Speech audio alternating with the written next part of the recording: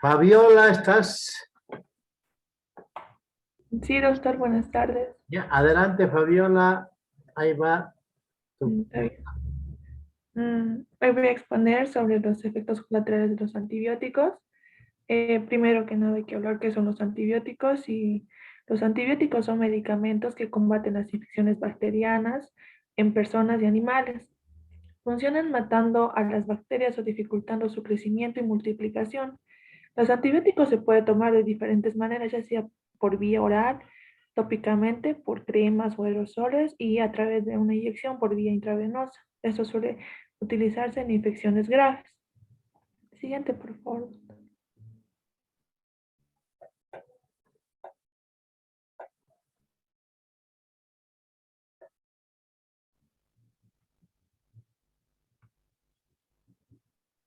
Ya. Luego tenemos la clasificación de los antibióticos. Estos se pueden clasificar en 4 grupos que son las penicilinas, cefalosporinas, monobactámicos y carbapenems. Siguiente, doctor, por favor.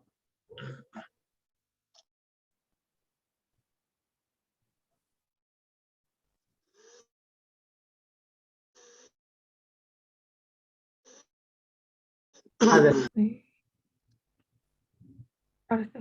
En los efectos colaterales de los antibióticos, estos efectos también son llamados efectos no terapéuticos, suelen aparecer después de la aplicación de dosis terapéuticas y que en una situación determinada son indeseables. Por un ejemplo, es la diarrea, que es un efecto colateral de muchos antibióticos orales y se debe a que los antibióticos no solo destruyen a las bacterias que infectan los tejidos, sino a aquellas que normalmente habitan en la luz intestinal.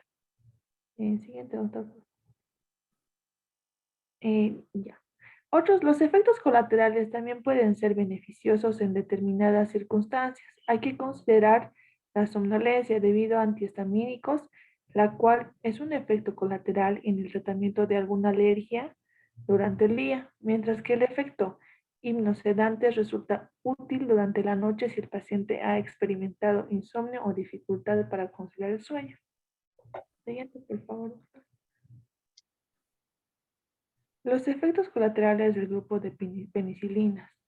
Una reacción alérgica poco frecuente que pone en riesgo la vida y causa una disfunción generalizada de los sistemas del cuerpo. Los signos y síntomas de la anafilaxia son los siguientes. Podemos tener náuseas y cólicos, estrechamientos de las vías respiratorias, vómitos y diarreas, mareos, aturdimientos, el pulso débil y acelerado y cada día la caída de la presión arterial, convulsiones y pérdida de conocimiento. Siguiente, por favor.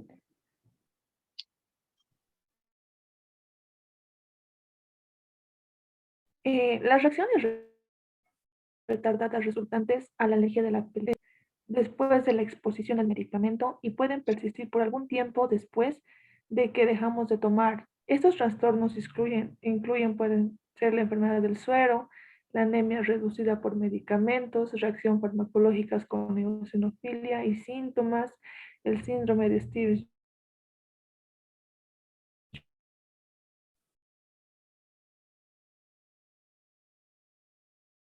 Ya.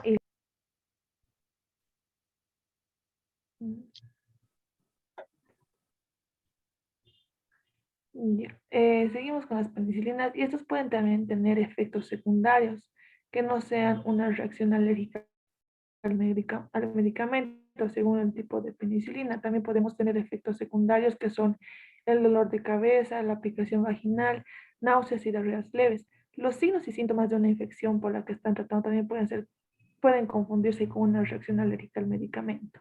Siguiente, doctor.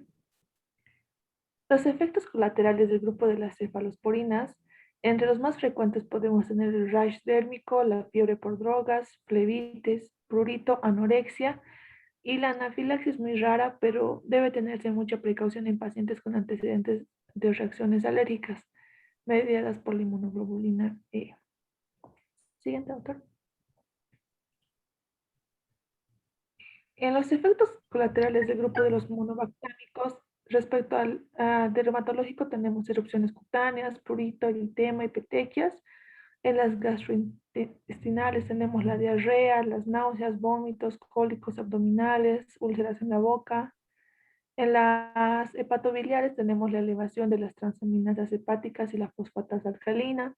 Respecto a la sangre, tenemos la eosinofilia transitoria, aumento del tiempo de protrombina y tromboplastina parcial. Y en las reacciones locales tenemos malestar en el sitio de la inyección intramuscular o intravenosa. Siguiente, doctor.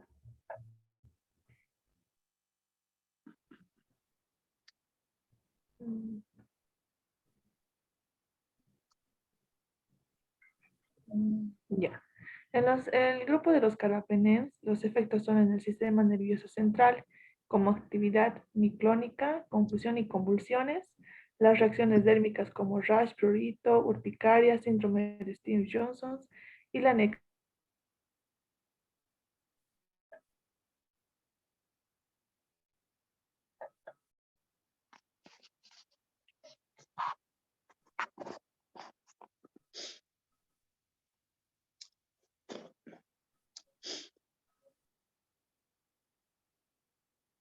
Continúa.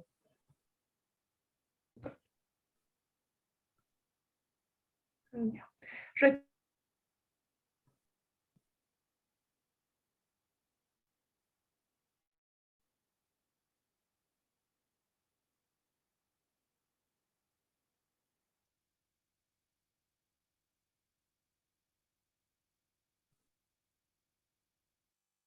Continúa. Sí, cayó el internet.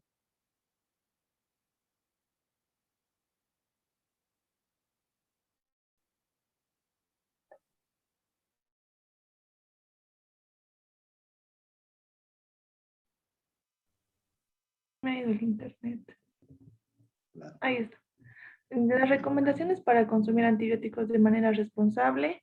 Ahí tenemos que nunca hay que automedicar con antibióticos, no solicites antibióticos al farmacéutico sin que el médico te los haya recetado. Paciencia y cuidados. Hay que seguir fielmente las instrucciones del médico, organizarse para cumplir el horario a pie de la letra, completar el tratamiento hasta el final, no guardar los antibióticos que sobren después del tratamiento, siempre que sea posible hay que vacunarnos con el fin de evitar infecciones, ya sean víricas o bacterianas, y realizar un consumo de antibióticos responsable. Eso es todo, doctor, gracias. Bien, se agradece. Es verdad, el internet está un poco lento. Pasamos a antiácidos. Dailson está presente. Sí, doctor. Está. Antiácidos. ¿Dónde?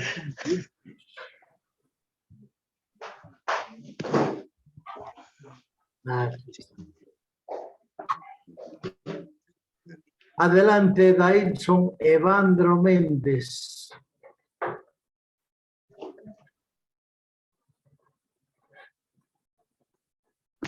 No está apareciendo las guías.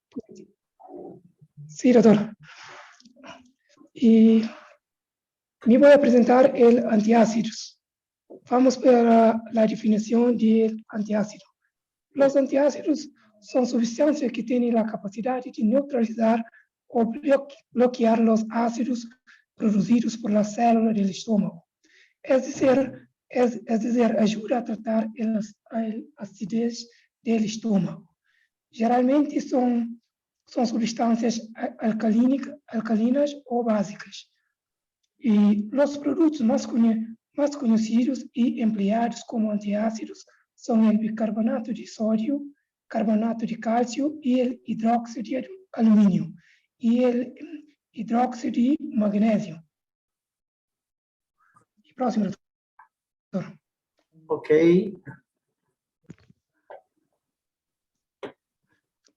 Próximo. Ahí está. Y cuando se usa el antiácidos, y los antiácidos se han venido usados por los ciclos para el tratamiento del paciente con dispepsia y tratamiento de acidez estomacal. Antes de la aparición de los antiácidos y los receptores de hidrógeno, era el tratamiento de elección para estas enfermedades. Y los antiácidos son bases débiles, por lo que desarrollan básicamente un mecanismo de reacción de neutralización.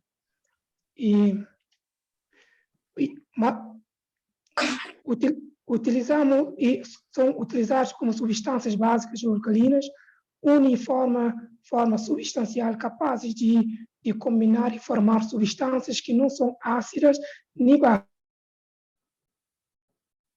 básicas. Quando um ácido do estômago entra em contato com um antiácido, forma água e um sal. Pode combinar com bicarbonato de cálcio, hidróxido de magnésio para potenciar o efeito de cada componente.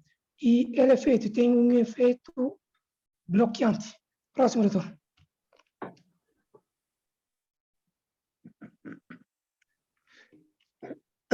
E temos propriedades dos antiácidos. E os antiácidos podem ser sistêmico ou não sistêmico. E primeiro temos que saber quando uma substância é ácido, quando é básico ou alcalino e quando é neutro. Quando temos uma substância que é menor que 7, é uma substância ácida. Quando temos e maior que 7 e igual a 14, 7 a 14 é uma substância básica ou alcalina. Quando uma substância é 7, é uma substância neutra. E passa, doutor. E vamos ver o tipos de classificação de antiácidos.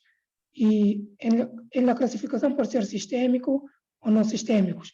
Vamos ter em sistêmicos a sal produzida na neutralização é absorvida e pode haver efeito de rebote.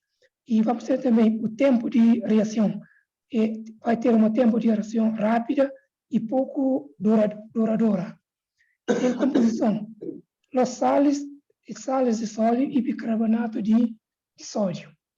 E temos as substâncias os não sistêmicos. Também pode ser a sal produzida na neutralização, não é absorvida, não suele haver efeito ou rebote. Vai ter uma ação lenta e duradoura. E próximo, doutor.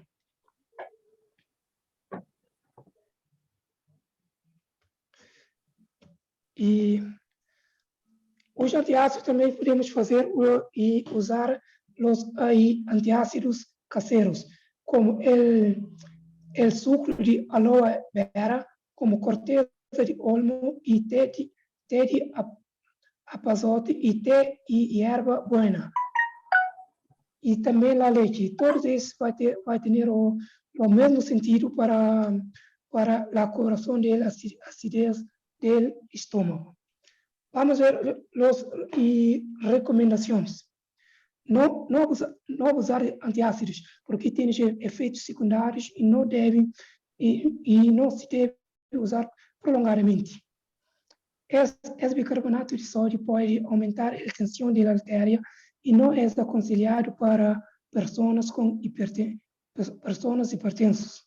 Também, o magnésio administrado como hidróxido de magnésio pode provocar diarreias. O alumínio administrado como hidróxido de alumínio pode provocar estranhamento. y el calcio administrado como carbonato de calcio puede afectar el riñón y también es desaconsejable en el caso de insuficiencia renal. Próximo, doctor.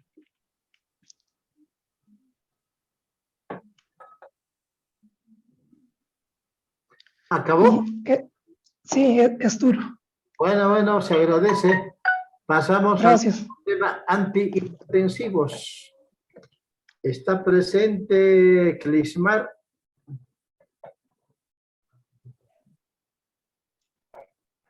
Sí, doctor, estoy presente. Ya, vamos a abrir antihipertensivos. 2 compañeros no han subido, no sé qué ha pasado, pero tendrán 0. Muchos han aprobado y en estas circunstancias pasa eso. Ya no les interesa la materia. Bueno, sigamos adelante. Adelante, Crismar. Bueno, primeramente hay que hablar de la presión arterial. ¿Qué es la presión arterial? Es la fuerza que ejerce la sangre contra las paredes de las arterias.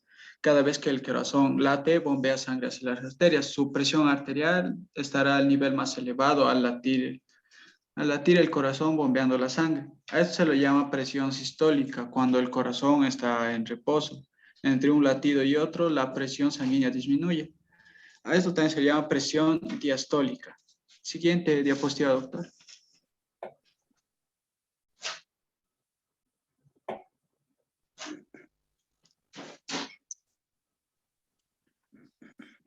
La hipertensión arterial. La hipertensión arterial es la elevación persistente de la presión arterial sanguínea por encima de los valores considerados como normales, según la edad del individuo, ya sea en relación a la presión sistólica, diastólica o ambas.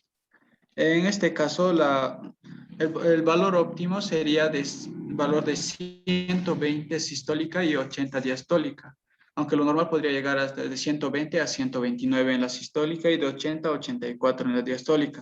Se considera prehipertensión cuando el paciente ya tiene una presión de 130 a 139 sistólica y 85 a 89 diastólica. A partir de ese punto, los valores mayores se consideran ya hipertensión.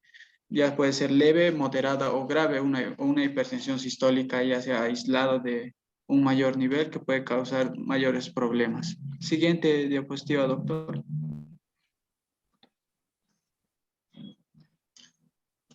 En cuanto al tratamiento, tenemos diferentes grupos en cuanto al tratamiento farmacológico. En eso están los diuréticos, bloqueantes beta-adrenérgicos, inhibidores de la acción angiotensínica, antagonistas del calcio, bloqueantes alfa-adrenérgicos y vasodilatadores. Siguiente diapositiva, doctor. En cuanto a los diuréticos, estos solamente pueden bajar de 10 a 15 milímetros de mercurio, ya puede ser en la sistólica o en la diastólica. Inicialmente disminuyen la presión al reducir el volumen vascular, inhiben la reabsorción renal del sodio y aumentan la secreción de sal y agua. Además, disminuye el volumen por minuto cardíaco. Estos bajan el gasto cardíaco. Algunos conocidos como natriuréticos aumentan el flujo urinario y algunos tienen efectos vasodilatadores directos. Siguiente diapositiva, doctor.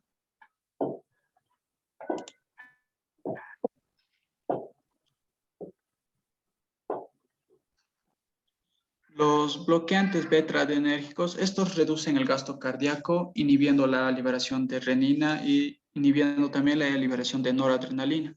En estos tenemos diferentes presentaciones como el acebutolol, atenolol, labetalol y propranolol y timinodol. La vía de administración es oral o también puede ser vía intravenosa.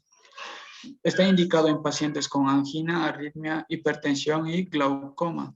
Está contraindicado en pacientes que presentan asma, bradicardia, bloqueo auriculoventricular e insuficiencia cardíaca. Los efectos adversos que puede presentar estos medicamentos son broncoespasmo, fatiga, Mareo.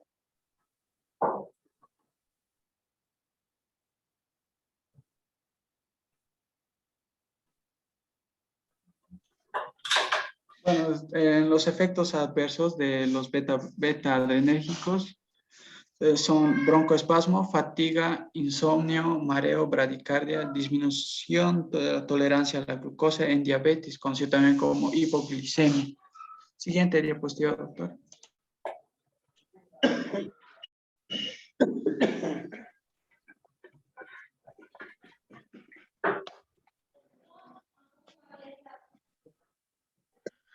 Los inhibidores de actividad angiotensínica están en dos grupos que son el primer grupo son los inhibidores de la enzima convertidora de angiotensina.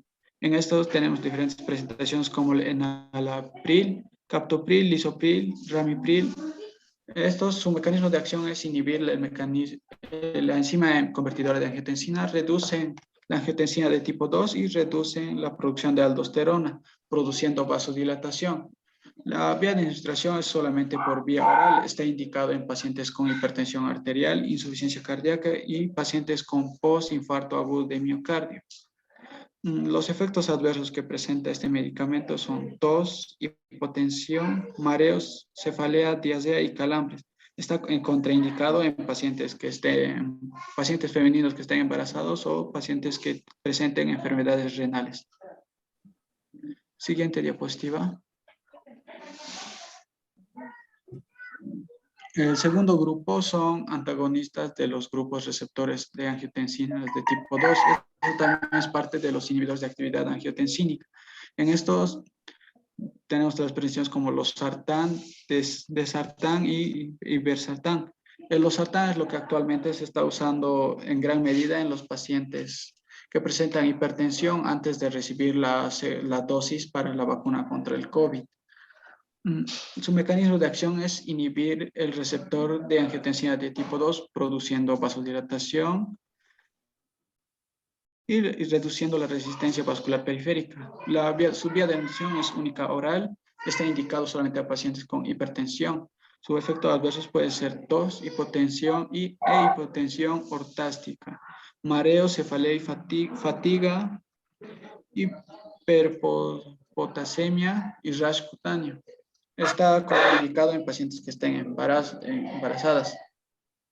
Siguiente diapositiva, doctor.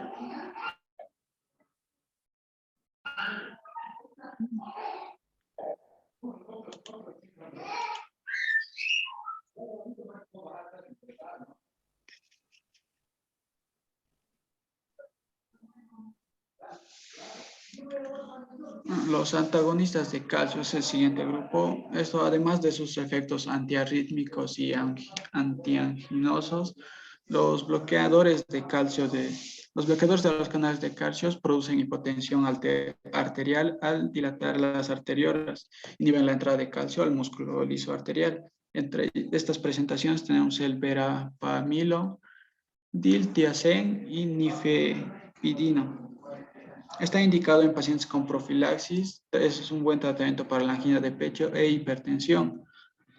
Está indicado en pacientes que tengan shock cardiogénico, cualquier de los medicamentos. El nifepidino está solo contraindicado también para pacientes que tengan estenosis aórtica, y el verapamilo y el diltiazem está contraindicado en pacientes con insuficiencia cardíaca y pacientes que usen beta bloqueantes. En cuanto a los efectos adversos del verapamilo y el diltiazem, es hipotensión, bradicardia, insuficiencia cardíaca y estreñimiento.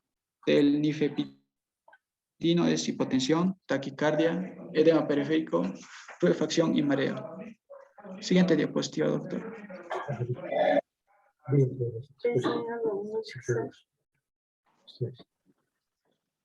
Los bloqueantes alfa-adrenérgicos bloquean selectivamente el receptor adrenérgico alfa-1 sin afectar a alfa-2. Entre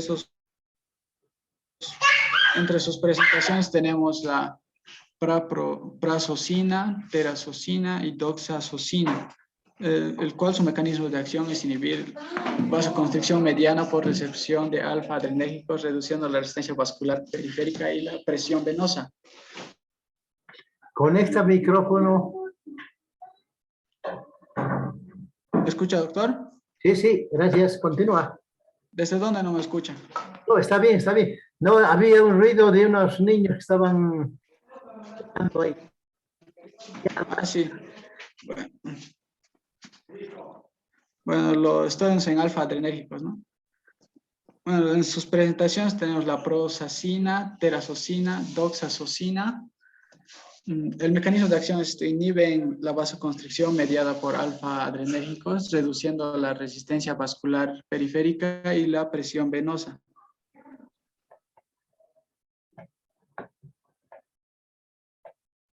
La vía de insuficiencia cardíaca e hiperplasia prostática. Sus efectos adversos son astemia, cefalea, hipotensión ortostástica, mareo y somnolencia. Los hipotensores de acción central, en estos tenemos la clonidina, la metildopa y la moxonidina, son fármacos de primera y segunda línea. Su mecanismo de acción es que son agonistas de receptores alfa-adrenérgicos, que al activarse inhibe la liberación de adrenalina, produciendo vasodilatación. Su vía de administración es únicamente oral, aunque la clomidina puede administrarse por vía intravenosa. Este está indicado. La metildopina puede ser usado en el embarazo. Sus efectos adversos pueden ser sequedad bucal, galactorrea, disfunción sexual masculina. Está contraindicado en pacientes que padecen de depresión y daño hepático. Siguiente diapositiva, doctor. En el último grupo tenemos los vasodilatadores periféricos. Estos ya pueden ser arteriales como la hidrolazina y el minoxidil, o arteriales y venosos como el nitroprusiato. El mecanismo de acción es que interfiere en la acción IP3 en el músculo liso vascular, disminuyendo la resistencia vascular periférica y disminuyendo la presión arterial. Su vía de administración puede ser tanto oral como intravenosa. Está indicado con pacientes con hipertensión moderada y en pacientes con embarazo. Los efectos adversos que puede presentar es taquicardia, retención de líquidos, náuseas, vómitos, y está contraindicado en pacientes con lupus o taquicardia.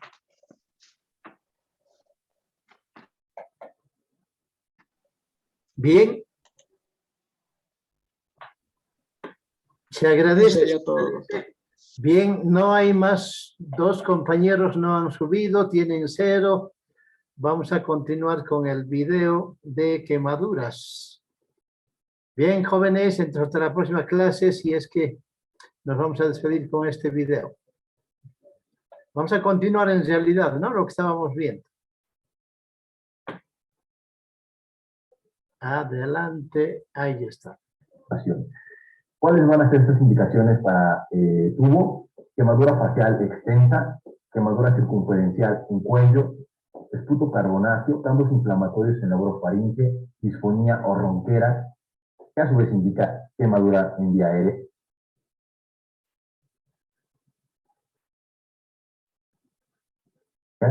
Nivel de carboxiemoglobina mayor a 10%, alteración del estado de conciencia, recuerden Glasgow menor a 8, y quemadura en espacio cerrado, porque seguramente se produce una quemadura de vía aérea. Oxígeno al 100% siempre, y si hay edema, intubar. Básicamente estas que les mencioné y estos que vemos aquí son criterios de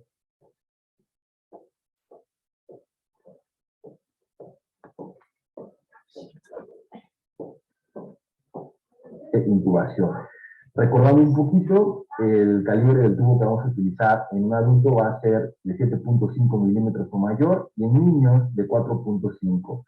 Hay que valorar, obviamente, y esto pues los compañeros de anestesiología tendrán un mayor conocimiento, sin embargo, es una forma práctica de saber qué tipo de tubo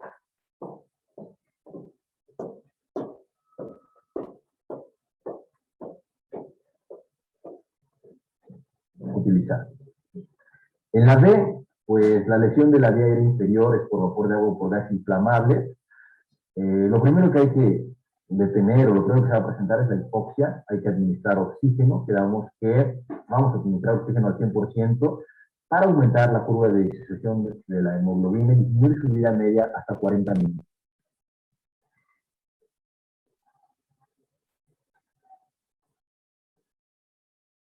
mililitros. Entonces, oxígeno al 100% siempre, con una bolsa reservorio o mascarilla.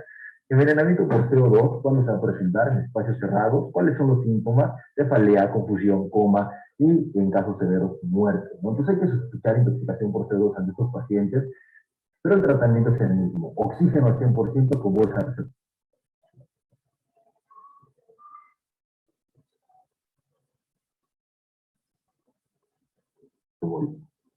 Daño por inhalación de humo que produce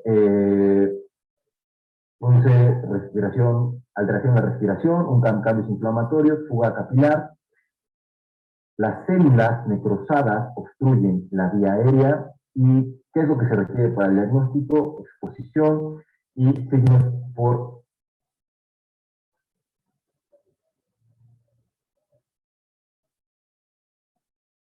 la broncoscopía, lo cual no se hace. Debemos recordar que ante sospecha de quemadura de vía aérea hay que intubar, no hay de otra, y siempre vamos a utilizar oxígeno al 100%, entonces esto es un manejo más avanzado, ¿no? Lo que hay que tener en cuenta es siempre indicaciones de tubo en A y en B, iniciar oxígeno al 100%. Eso es lo que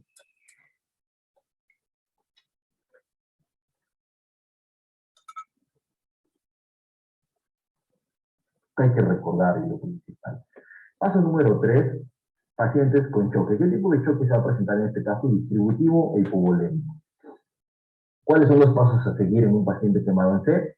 Reposición hídrica por acceso venoso o catéter intraóseo. Recordemos que estas son las vías principales. Un catéter central también se puede utilizar.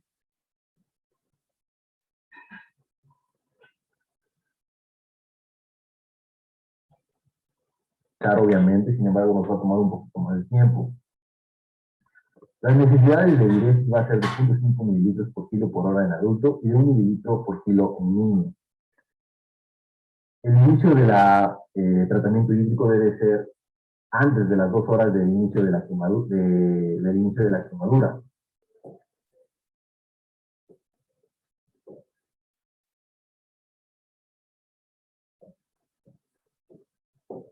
Es decir, de manera inmediata.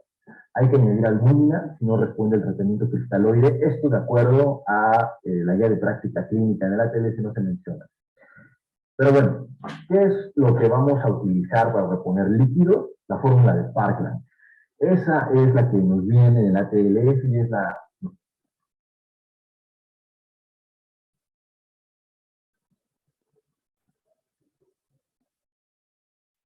más sencilla y pues es la que hay que tener siempre en mente. 2 mililitros por superficie corporal total quemada por peso en el adulto. En niños se utiliza 3 mililitros y en quemadura eléctrica 4 mililitros. Entonces estos valores no se les puede olvidar, va de 2 a 4. 2 en adultos, 3 en niños, 4 en quemadura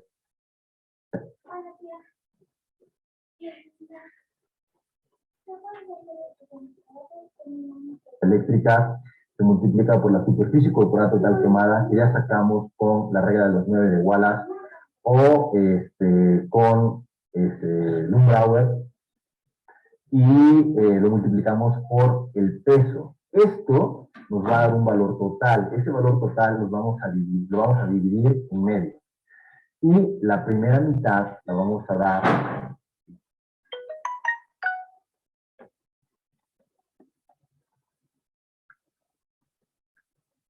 durante las primeras, bueno, en 8 horas, y la otra mitad en 16 horas. Se recomienda utilizar cristaloides y de preferencia solución ringerlactato, si no podemos utilizar cualquier otro cristaloide que tengamos. Y en niños menores de 20 kilogramos se va a añadir dextrosa al 5%.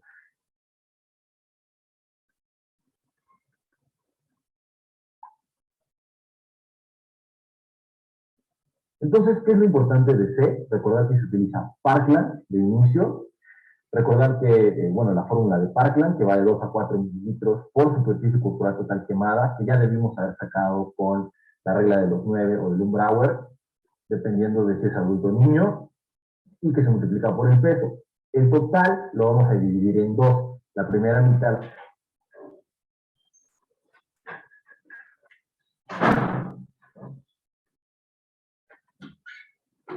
Tardamos las primeras 8 horas, la segunda mitad, las 16 horas posteriores. Y ese es el manejo inicial. Recordar que la fórmula inicial solo nos da una base para el inicio, pero con el tiempo se debe de ajustar de acuerdo a la uresis.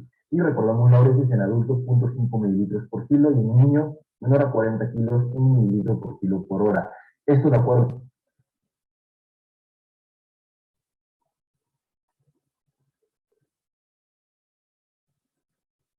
La última actualización ATL. ¿Bien? Aquí nos viene el algoritmo, el cual se los quise poner para que sepan qué es lo que se hacía antes, y la comparación del Parkland que viene en la guía de práctica clínica y la que nos maneja TLS. Aquí el Parkland nos dice que es de 2 a 4 mililitros por kilo por superficie corporal total quemada.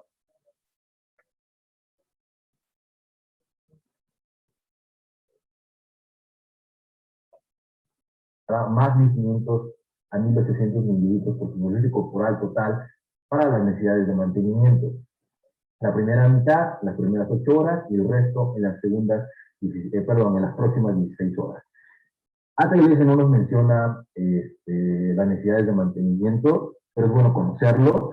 Si me preguntan, yo me quedo con lo de ATLS, que pues es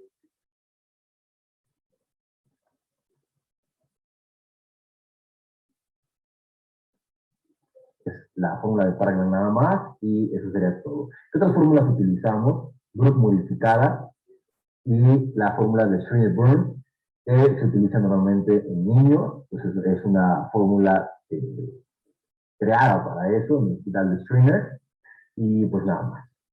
Recordar, ¿qué es lo importante de C? Les repito.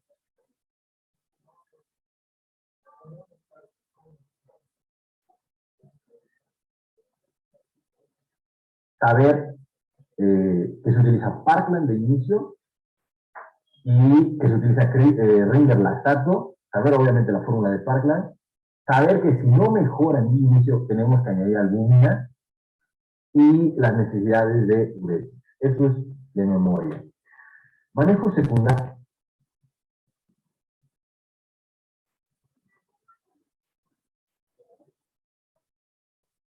¿Qué es lo que vamos a manejar en este caso? El dolor. Un paciente hemodinámicamente estable va a utilizar morfina, está inestable fentanil. Hay que iniciar con la escala del dolor de la OMS. Iniciamos con paracetamol para dolor leve, y si no, utilizamos ya opiáceos de mediana o de alta potencia. Aquí se utiliza pues, de mediana y alta potencia.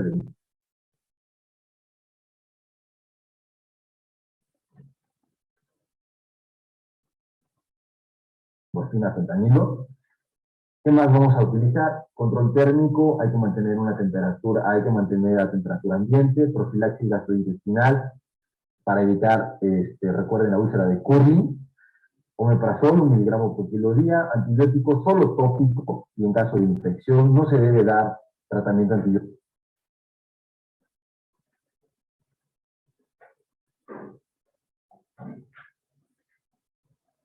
Profiláctico, muy importante.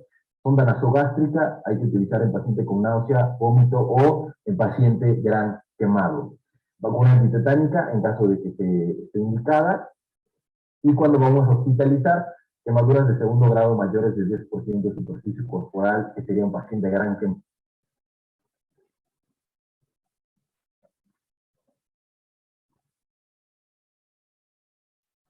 quemado. Estos niños, áreas especiales, cara, manos, pies, genitales, periné, articulaciones, oído, quemaduras de tercer grado, toda quemadura de tercer grado, quemaduras eléctricas, químicas por inhalación, circunferenciales en extremidades o tórax, niños menores de 5 años de edad o ancianos, mayores de 60, personas con enfermedades preexistentes, trauma asociado, sin resolución por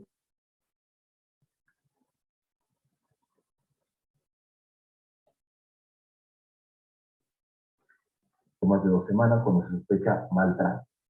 Un paciente gran quemado, obviamente, adulto, que es superficie corporal total quemada mayor a 20%. Aquí tenemos el tratamiento local de las quemaduras. Ya vimos el tratamiento por A, B, C, D. Este sería un tratamiento.